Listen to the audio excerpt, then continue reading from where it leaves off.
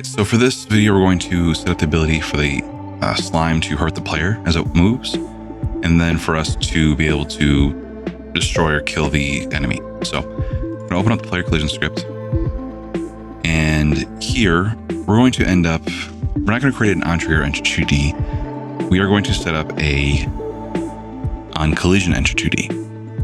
So the reason why we can't use on trigger enter 2D is because the enemy is not a trigger. It is not a trigger. It's going to be a regular collider. So we need to do something a little bit different than on trigger enter 2D. So here underneath on trigger enter 2D, I'm going to create a new private void on collision enter 2D. So on collision enter 2D, collision 2D other. Right, so it's not a collider 2D, it's a collision 2D, and it's a weird distinction between the two, but it is what it is. So when our player hits a enemy, we want it to be able to take health away. So I'm going to do a if other.gameObject.tag is equal to enemy, and then enter the curly braces. Now this is going to look to see if the thing we're hitting, the enemy, has a enemy tag, which is already set up. And then here, we're just going to basically take the same sort of thing as we did with a trap. So taking damage from trap, that value equals true. Let's go play an audio cue. We don't want that necessarily. Actually, you know, let's take that. Let's do that. Manage that lose health. We want that. We want to knock it back. Yep. Yeah, so we're going to actually take all of this and add that in from the trap. So we want it to play a sound, and we can always change the sound later. We want our player to lose health and then for them to be knocked back. So easy enough. Let's go ahead and save that. Go to our game. Press play. And I'm going to, there you go. So I can take enemy damage from the enemy. There is something called an iframe where, like, once you hit an enemy, sometimes you want it to become invisible temporarily, but we're not going to worry about that yet. Next, we want the ability to destroy or hit the slime and then for them to die. So let's go ahead and add that in. First thing we'll do is we'll open up the slime controller script. Now, our player health is handled inside of the game manager, but we're going to have multiple enemies, so we really can't use a singleton for that. So we'll just do it within the slime controller. So I'm going to create a new variable. It'll be a public int health, and we'll have it equal to 2, where you have to shoot it twice before it dies, something like that. Now for the structure, we don't really want the slime controller to handle the collision, where if we shoot it with a projectile, we don't want the slime controller to handle all of that, right? There might be different ways to end up hurting the enemy. What we do want is the ability to lose health though. So we can go ahead and create a function. It'll be a public. So I'll do it here under update above flip. I'll do a public lose health. And then we'll say int health to lose.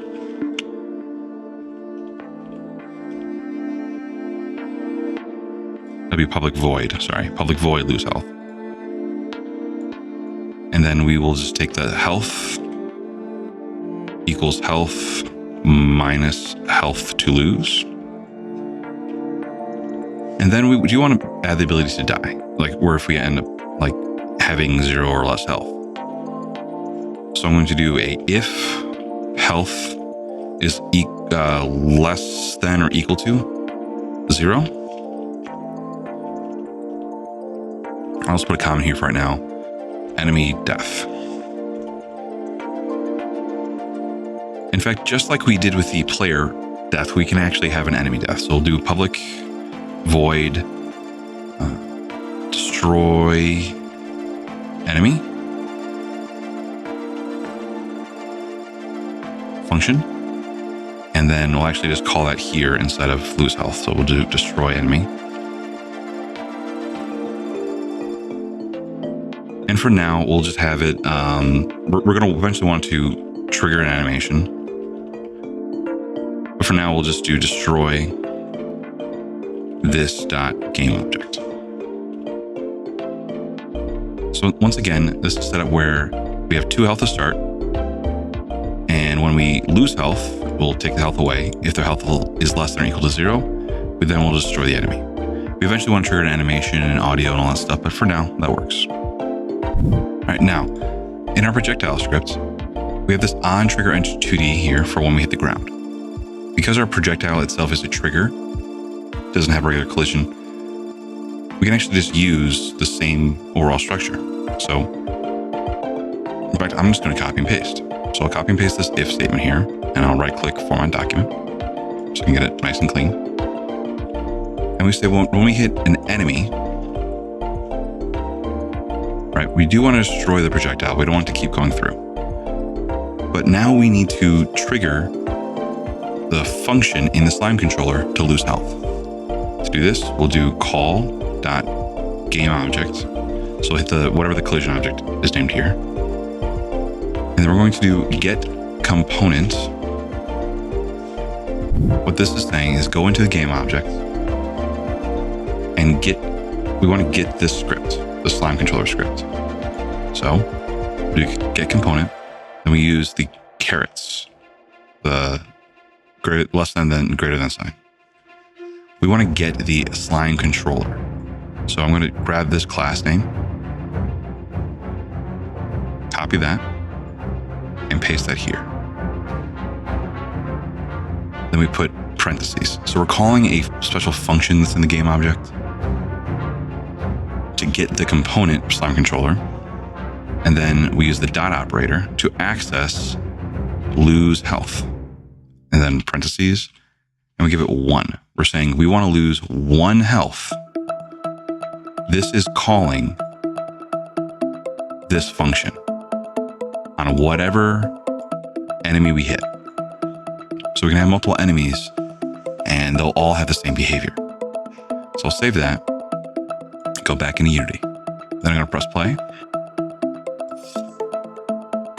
And I got to wait for it to pad over so I can get on the platform. And I'm going to shoot it once, twice, and there just destroy the enemy. So that works.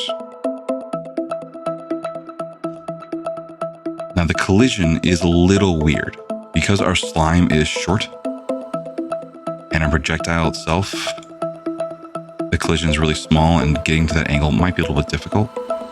I'm actually going to increase the size of the collider on my projectile prefab. So I'll go to my asset folder, prefabs. I'm going to double click the projectile. This brings up a special menu for us to modify just the prefab. So I'm going to grab the radius. So I'm going to look at the circle collider, look at the radius, and I'm going to increase the radius of it just a bit. It's a little bit easier to hit the enemy. Then I'm going to save, so file, save.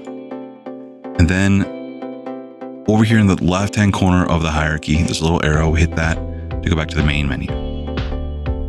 So now our projectile prefab has been edited so we can hit things a little bit easier.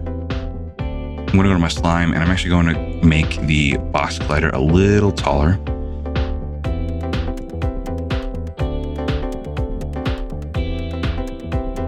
But not too tall because we want to like not have a bunch of invisible space where you can hit it to make it harder to jump over. But that works a little bit easier to hit that way then. So I'll test that out.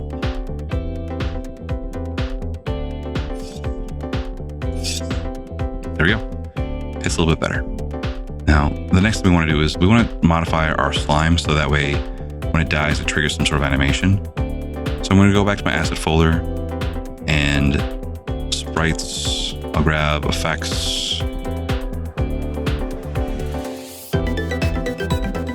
So I'm actually going to go with this one called EXP-FX1 Stylized Explosion B small red. All right, you can find that in effects, explosion effects, sprite sheet, Stylized Explosion B small, and then I picked red because the enemy is red. Maybe pink will be the way to go, or violet. You pick which one you think looks the best. And again, you don't have to pick mine at all. You can pick something completely different. In fact, I encourage you to pick something different. Don't make the same thing as me. But once you get your sprite sheet picked and you figure out which one you want to work with, pixels per unit. I'll set this to 16 and filter mode point no filter. Click apply, open sprite editor, and then slice by count. There's 10 apparently. 1, 2, 3, 4, 5, 6, 7, 8, 9, 10. Yep, 10. All right, then I'll click apply. Select, open that up, select the first one, hold down shift, select the bottom one, drag that in. And then this is going to go into assets, animations. This will be slime death.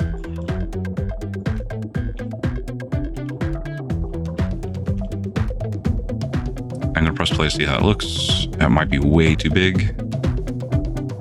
That is way too big. Still looks cool though. So I'm going to go back to the sprite sheet. Pixels per unit, I'll set to 32. Make it a little smaller.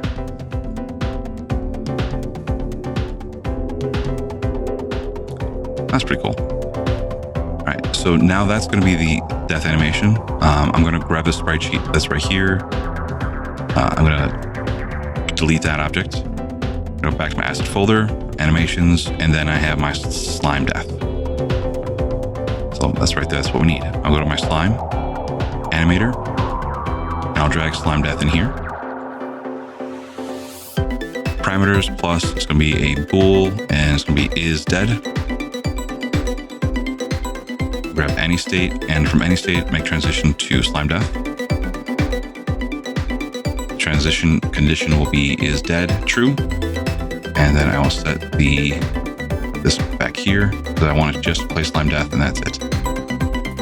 I don't want any triggered animation. I want it to play it once and that's all I want to play. All right, with that set up, we can go back into our code. I'll go to my project folder, open up my script for the slime controller. Now we need to grab the animator. So I'm going to actually go to my player controller script.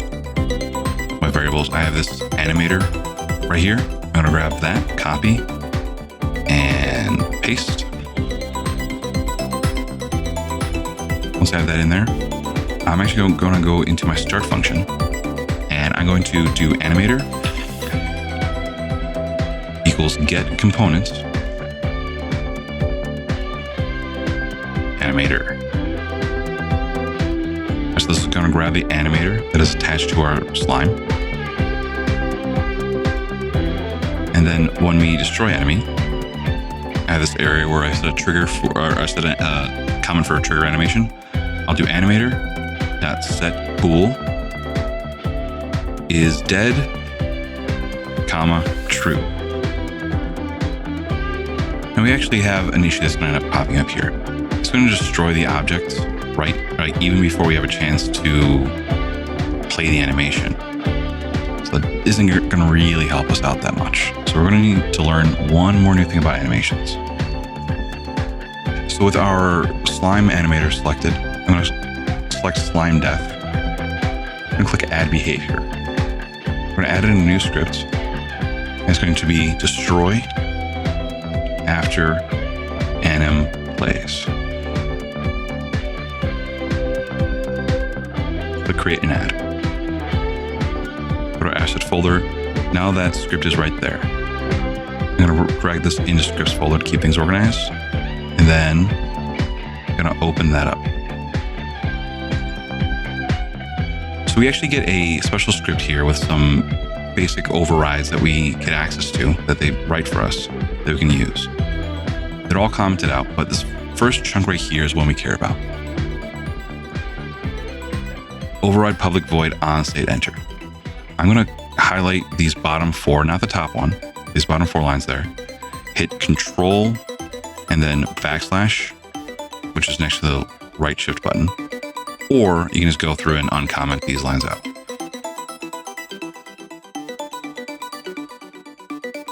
Now in here, we want to add in the ability to destroy at a certain point.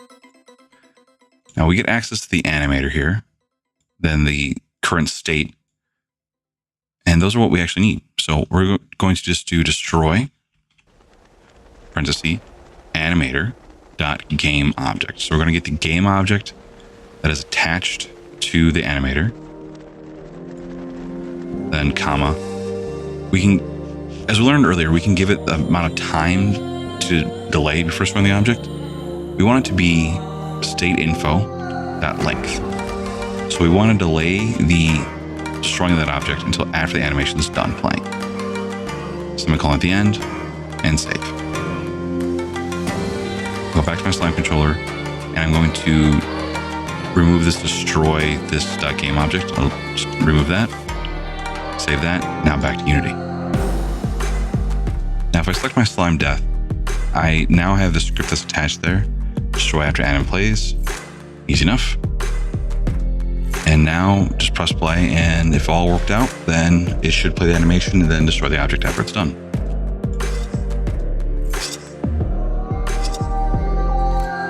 There we go. In order to make the animation play properly, make sure you have it has the exit time turned on. And the last kind of issue we have is that when the animation's playing, or when the enemy dies, it's still moving. We actually want it to stop moving, so I'm going to go back to the slime controller. And then when we go to destroy the enemy, we'll set speed to 0. Actually, let's do that before we can trigger the animation.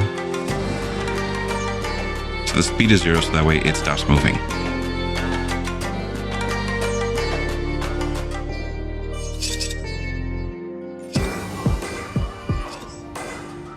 There we go. Destroys the enemy, plays the animation. Awesome. Now you might want to set it to trigger a sound effect when it ends up dying. I just think that would be cooler, but that's gonna be outside the scope of this video. This video is already fairly long. The very last thing we need to do though, actually, is we need to open up our prefabs folder, and I need to make this slime a prefab. I'm gonna drag that in here. And now I can put slimes on, or in my map, wherever I want to. Once that's a prefab, you can add more slimes to your scene wherever it makes sense. I'm just gonna leave the one for what I need for right now. But yeah, that's gonna be it for this video. Thanks.